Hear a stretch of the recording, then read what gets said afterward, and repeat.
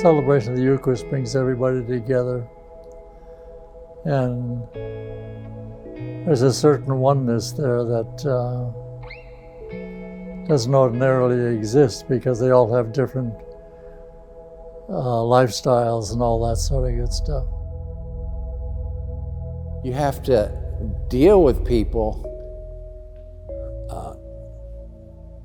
yes, based on who you are, but also based on who they are. And I think that that is as important as you stretching yourself maybe to encounter someone who might be a little hard for you to relate to. I just was overwhelmed by the connection that I had in my ministry, the connection I had to their lives, and how important that experience was for me, and the opportunity to be present to them in their lives and in the difficulties of what their lives were.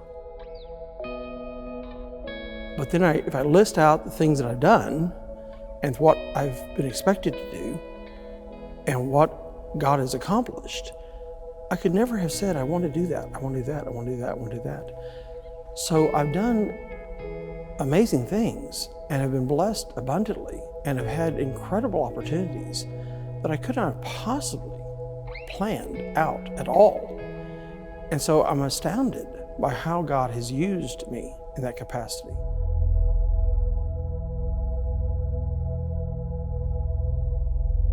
Well, I think you really decide to become a priest the day of your ordination. That's it. Everything else is just a part of growth and development and living a particular life. And so you keep on going to they either ordain you or throw you out of school. I had one fellow came over, said he wanted to go to the seminary. I said, go home, have a drink, and have a good night's rest, and see me in the morning. He's now an archbishop. So that worked out pretty good. There's always people are all different. Some you hit it off with, some you don't, but that's okay. But for the most part, you just get along with everyone who is there. Sacraments, well, sometimes it's funny, especially at baptisms. You'd get a kid who wasn't going to play. Be a little bit, might have a couple of years on him, and he had his own life to live, and it didn't have anything to do with what we were doing that particular time. But they were all different. They were all important. And all of this sharing the life of Almighty God with the children and their parents and all that good stuff. Important because of the Eucharist. That's it. If it wasn't for the Eucharist, nobody would never be a priest. The celebration of the Eucharist brings everybody together, and there's a certain oneness there that doesn't ordinarily exist because they all have different lifestyles and all that sort of good stuff. Anyway, that's okay. The sharing of the presence of Almighty God in our particular world, and well, in His world, and the importance that is to most people, because they don't express it, but the way they act and the way they comport themselves, pretty much indicative of what they're doing and what they expect of themselves, what they expect of Almighty God. Advice? No. Just do well. Which is the advice I give to anybody.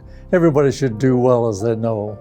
Not their best, because that leads them to failure, but just do well.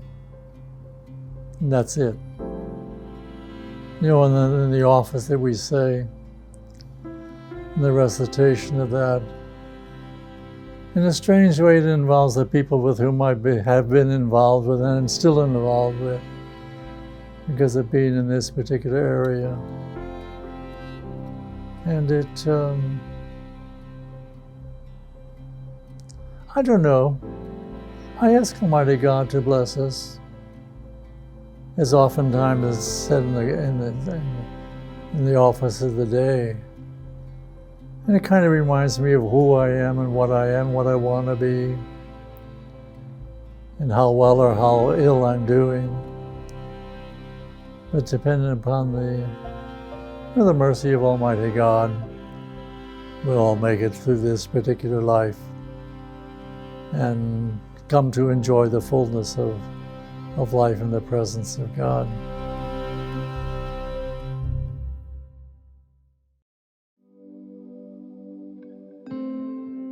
I came to OU as an undergraduate and an unhappy Baptist. And so looking for something in life, but that's very typical of a college freshman anyway, to be searching and putting a life together. And in the Daily Oklahoman, student paper here, they had a class listed, inquiry for people who wanted to know about the church. So I came over here and here I am. This family invited me home for supper after the Saturday evening Mass, and he introduced me to his son, who had just left the seminary. And I just said, that's fine. That's why you go to seminary, to test your vocation. And a good no is just as important as a good yes.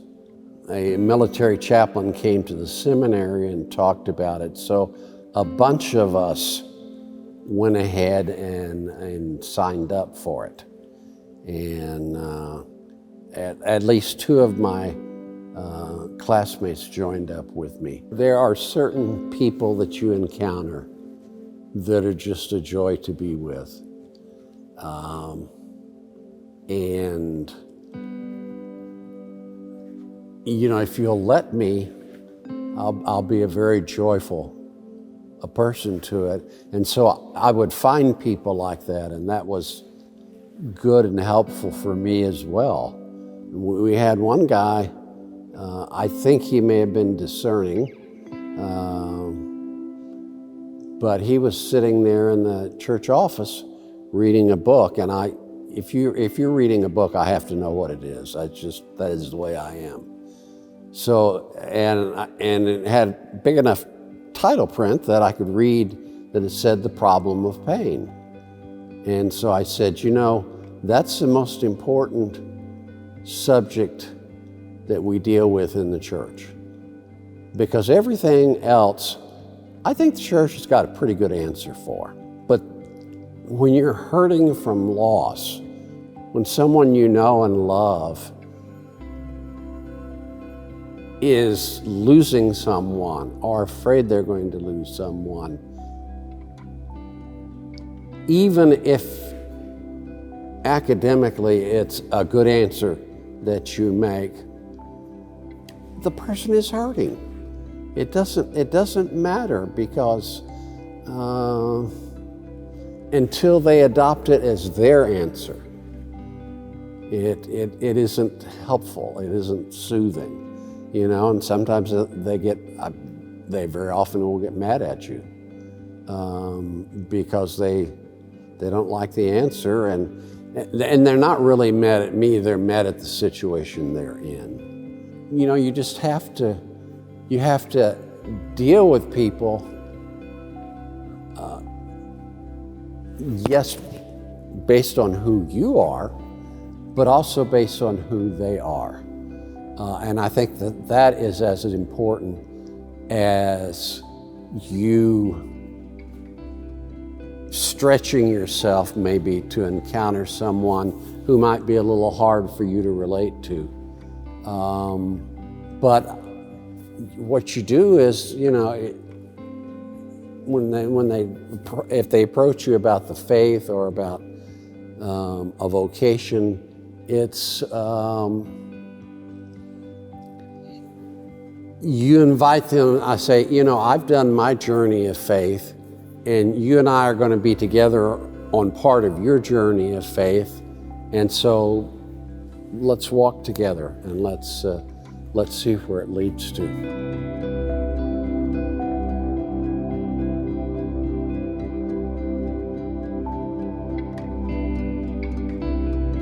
Well, I have to say, I grew up in a very pious family where all of us were integrated into the life of the church and the life of the parish.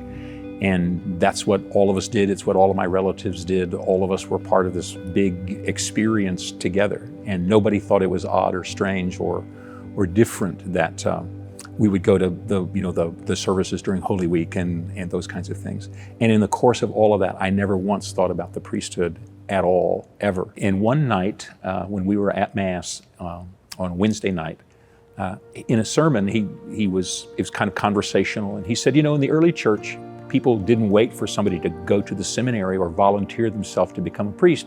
They would just look around and they'd say, well, Don needs to become a priest. And I don't know whether he did that, whether he did that intentionally or whether he just spotted my face in the crowd, but he did that, which is the first time ever in my life I ever thought anything about the priesthood.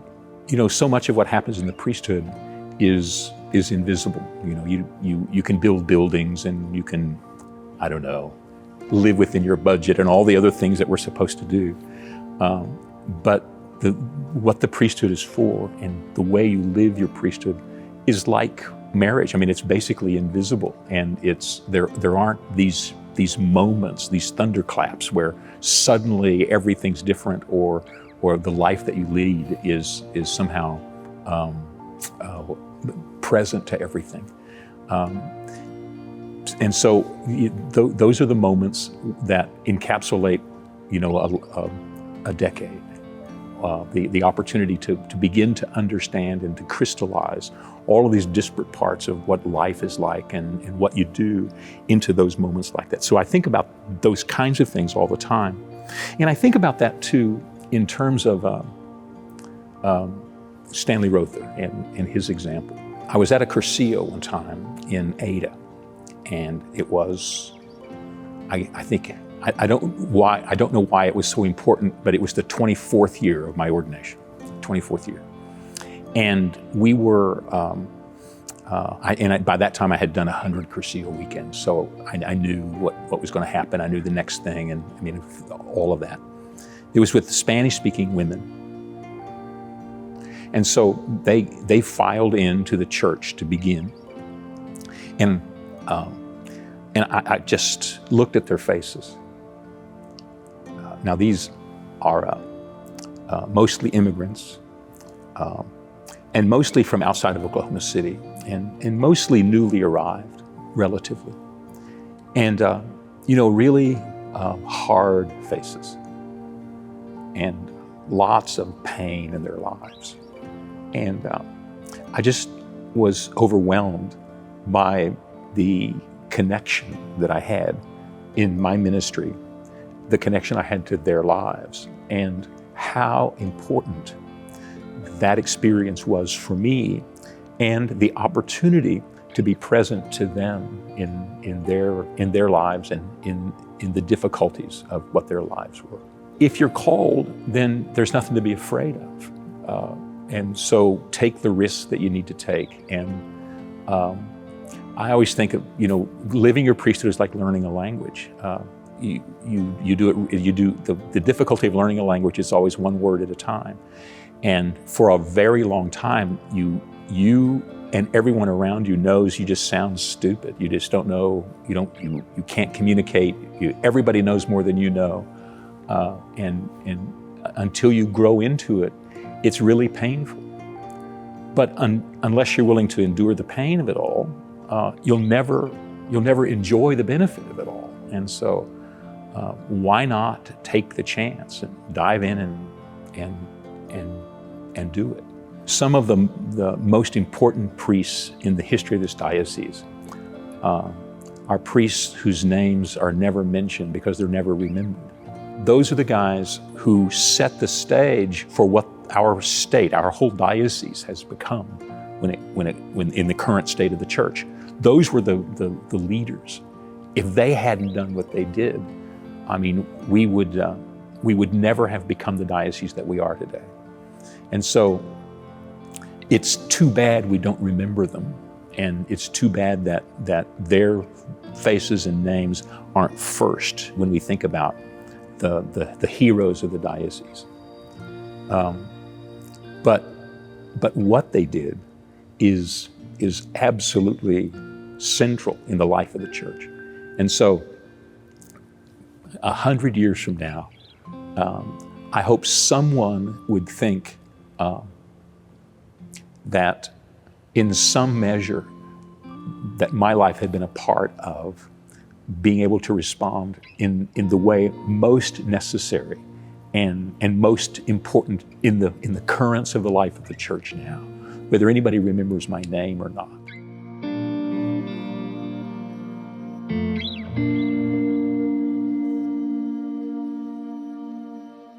I coined for our family, we were the FEW Protestants, the few, right? We went to church at funerals, Easter, and weddings. And so in high school, I became an Episcopalian, high church, and was very happy there. But then as I decided to go to college, when I went to college, I went to what then was Central State University in Edmond, later became UCO, University of Central Oklahoma.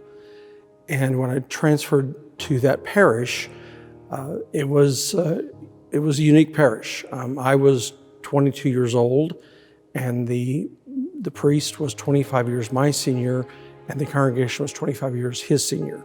And I was the youngest member in the church, in the parish, and so I felt very out of place. And this is the early 1980s, 1983, 84, and at that time the Anglican Church was in such disarray with women's ordinations and all kinds of very strange theologies. And I was becoming very disenchanted with the Episcopal Church. And so after a long conversation, many meetings, finally Father Rick said, "Price, why aren't you Catholic?" And I said, "Well, you know, Father, no one's ever asked me to be Catholic." And he said, "Would you like to be Catholic?" And I said, "You know, I think so." And I was set to become Catholic on Easter of 1984. In the midst of all that, my mother became very seriously ill. And long story short, she died of cancer on basically late Saturday night, early Sunday morning of Easter morning, 1984. And so that delayed my entrance into the church. I really was thinking of ministry even in the Episcopal Church and had began to explore it. So after about a year, I asked about ministry in Catholicism, about priesthood. And they were kind of like, "Well, slow down a little bit, but we'll help you explore." Strangely, I really felt I was being called to religious life, but that just didn't ever really pan out. So I was directed towards diocesan vocation and a couple of come and see weekends. And the next thing I knew, I had applied and was accepted and was off to Conception Seminary.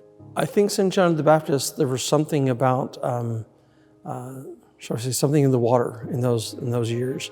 Father Shane Tharp and I, there ended up being 5 vocations out of St. John the Baptist in those years from 96 through the next 10 years. I think Shane was one of the most brilliant men I had ever met in my life.